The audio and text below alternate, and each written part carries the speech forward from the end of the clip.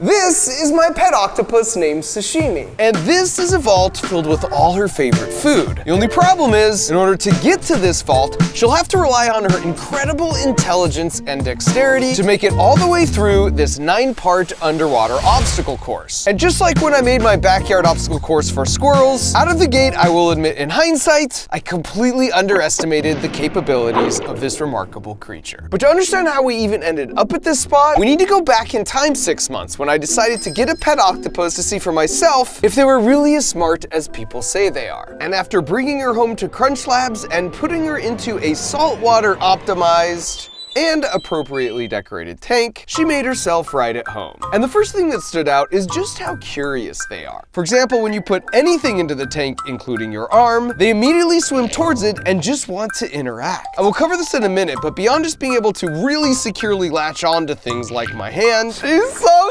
strong! Oh my god! Oh. Her suckers are also gathering information about me, like my smell, taste, and color. And so after just a few weeks, given how playful she is, it's hard not to form a quick bond. For example, she loved to go up and wave her tentacles in the jet stream, which I assume is the octopus equivalent of a dog sticking its head out a car window. She could play catch with us, she had a propensity for selfies anytime she saw a camera, and whenever we'd put a toy submersible in her tank, she would go full 20,000 leagues under the sea. And as I did more research, I learned that for the 100 million octopi every year us humans put on a dinner plate or in a pet store, basically all are born and originally raised in the ocean, meaning they aren't bred in captivity, which is when I was hit with the startling realization that essentially made me the bad guy in Finding Nemo. And since no one wants to be the bad guy in Finding Nemo, as much as we'd already come to love sashimi here at Crunch Labs, I did some investigating and found out from the pet store we got her from the exact spot they pulled her out of the ocean. The only problem with my plan of returning her was she'd been hand-fed now for quite some time. So the idea was that if she could figure out and remember how to solve an obstacle course maze, then I would be assured that she could figure out and remember her early days hunting in the ocean, and we could send her back home with confidence. Phase 1 of the plan was to give her some challenges and then observe her behavior to understand what capabilities she actually had. And as it turns out,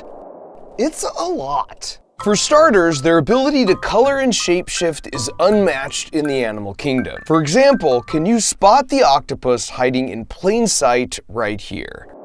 And the only thing more impressive than that is when you slow it down and play it in reverse to see just how quickly and convincingly these changes occur. And it's not just camouflage as a form of protection, they can also mimic the shape of larger, more predatory animals like eels. And as sashimi shows here, and you can see here, they've even come up with some pretty creative ways to scoot themselves around. And on top of that, there's stories from octopus researchers where they will recognize and shoot water at only one specific person anytime they walk by the tank. And they'll still recognize that person even if they switch clothes with other people. Or there's other stories where the octopus will repeatedly shoot water jets at the light switch to turn off the lights in the room. It's also not uncommon for them to escape their tanks at night to better map out the room they're being stored in, or to even raid the other tanks for food only to return to their tank in the morning like nothing ever happened. And after a month or two of observation, once we had really come to understand each other, we had all the data we needed to enter phase 2. So after a lot of brainstorming, CAD, 3D printing, and laser cutting, we eventually landed here, starting at the conclusion of the 9-part obstacle course with the Golden Vault. If she can figure out how to unscrew the vault door, well then she's earned the 3 pounds of her favorite food, shrimp, contained therein. And the reason we know it's her favorite food is because over the course of a week, we prepared an underwater seafood buffet with 4 different food options. And all 4 times we repeated the experiment, the aroma from the shrimp was consistently the most irresistible. But in order to earn that succulent reward, she's got her work cut out for her, starting back at the beginning with challenge number 1, the over-under. If she finds a way to get under this barrier through these rocks, well then she's got to find a way to get over this barrier through these floating balls. And if she manages that, then it's through the green circular portal where she'll find herself face to face with this 4-panel revolving door. And if she works out how revolving doors work and makes it through the next green portal, well then sashimi will basically be met by a wall. And at this point it's game over, unless she correctly deduces that by pushing this block out, she can pass through the corridor and continue her journey upwards to the ball drop. And this is where things level up a notch, because dexterity becomes much more critical. In this case, she has to grab this lever and rotate it in this slot, which will allow it to fall down with the balls trailing behind, clearing up the pathway upwards through the tube. But then once she swims up the tube, she'll be trapped, because the porthole out is blocked by this red gate. That is unless she figures out how to hit the emergency exit button, which will push this glass counterweight ball down off the edge, thereby pulling the gate up and allowing entry into perhaps my favorite obstacle, the fish out of water. Because here, the only way for Sashimi to continue her progress would be to flex her ability to comfortably live on land for up to an hour by crawling out of the water, up,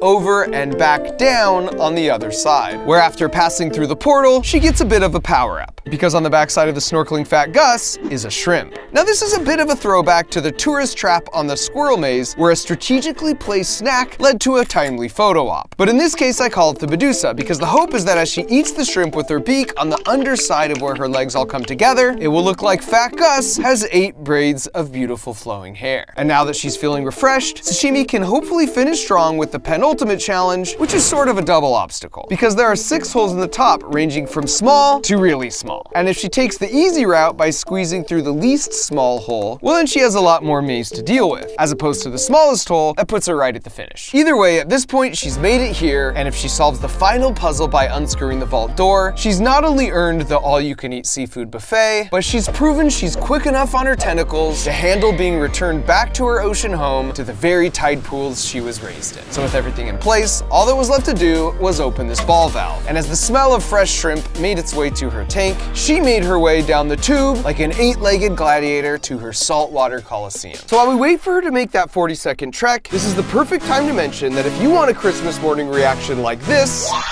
or this, or this, then a Crunch Labs Build Box subscription is the answer, because with the Build Box, not only do you get a super fun toy that you get to put together every month, but you do it alongside me while I teach you all the incredible physics behind how it works.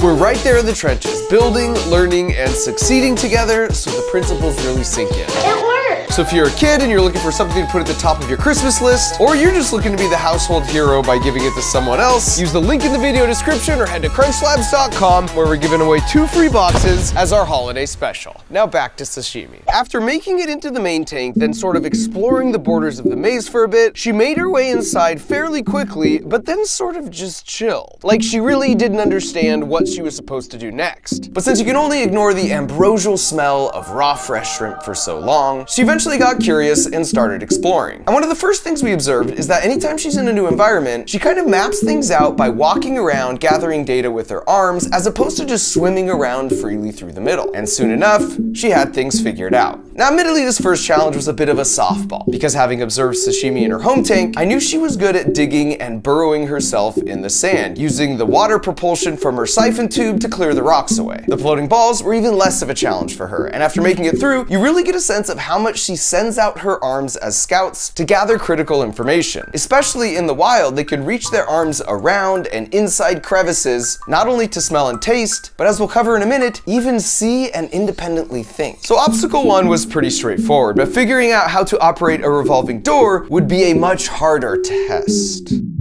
Wow.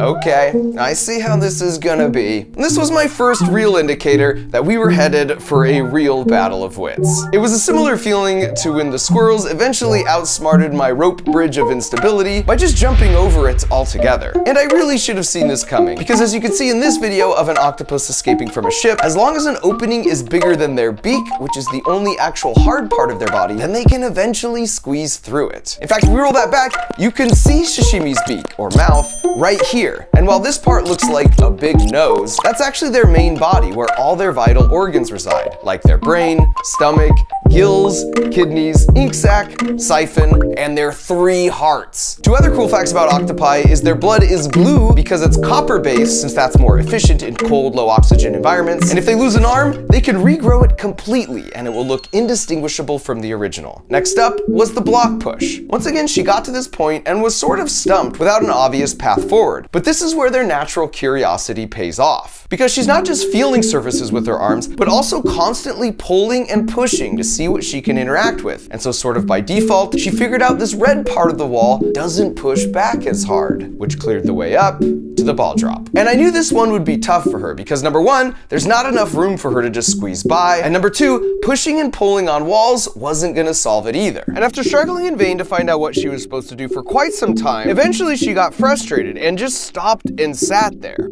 almost like she was processing all the data she just gathered. And this was the moment I knew for sure I was in over my head. Because while basically maintaining eye contact with me as a flex, she reaches up with one arm and then twists the bar, which dislodges the ball, allowing her to clear them out and move on. And this feels like the perfect moment to tell you that my absolute favorite fact about the octopus is that they are truly the closest thing we have to intelligent alien life on this planet. And here's what I mean by that. This is a very simplified version of a tree of life. These kind of diagrams show you how all life is related and what evolved from what. How do we know this? Well, by being true scientific detectives and looking for clues. For example, a few hundred years ago, scientists noticed that us humans have 7 vertebrae in our necks, but so do giraffes. But wait a sec, so do whales, mice, elephants, lions, horses, and bats. So that's a clue they all share a common ancestor and belong to this group called mammals. And it's not just neck bones. Watch what happens if you compare the arm bone configurations of a human to a bat,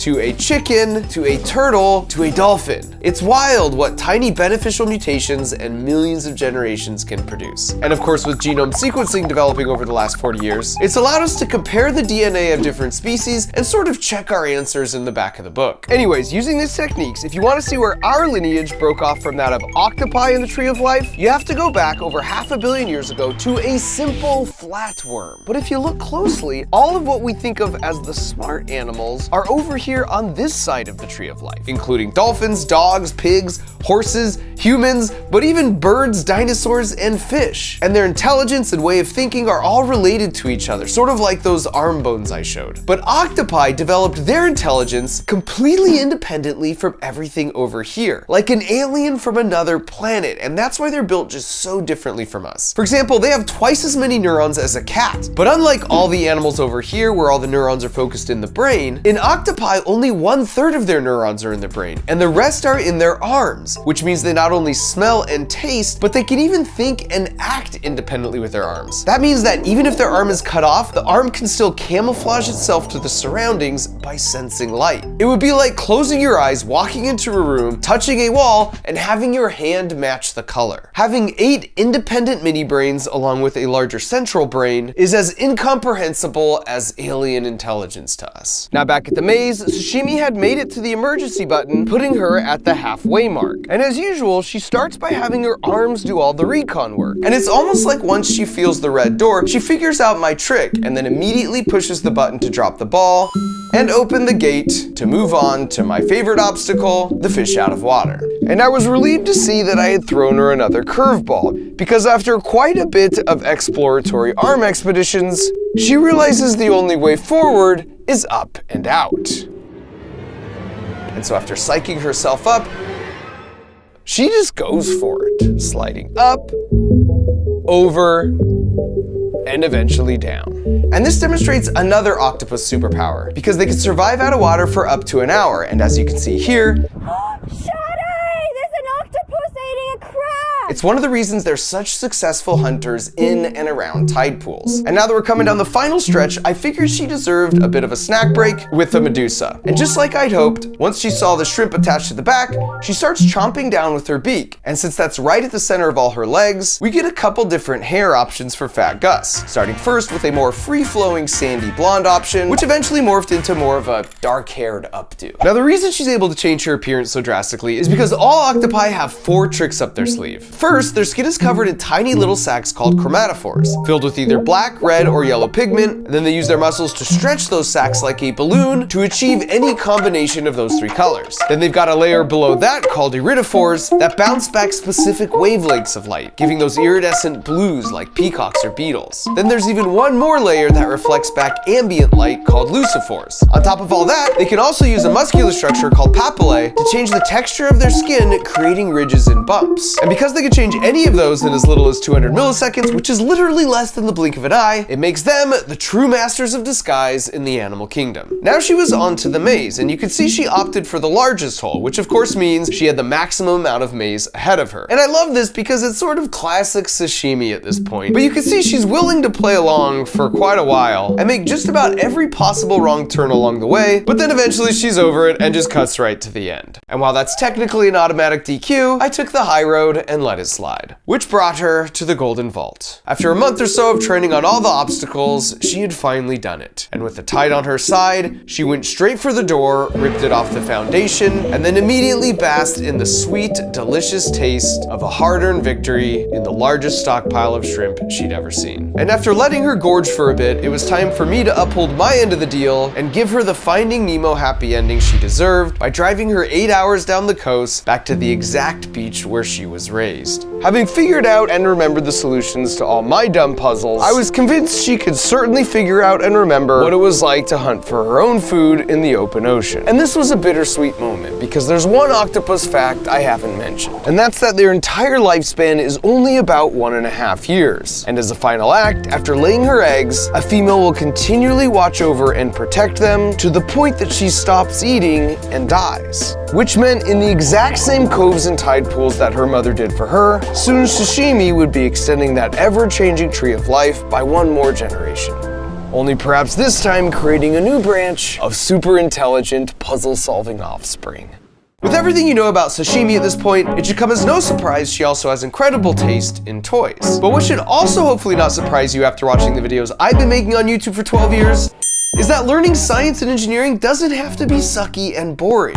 Which is exactly why I started a toy company called Crunch Labs with the express goal of helping kids think like an engineer through monthly toys that get delivered to your door where you put it together with me. And having already shipped millions of these boxes, the data is in. 87% of kids rated an 8 out of 10 on a fun scale out of 10, but here's the dirty secret. More than 3 out of 4 parents said their child gained a new passion around STEM and engineering from the boxes. Our secret sauce here, just like on my videos, is hiding the vegetables so everyone leaves feeling stoked about the outcome.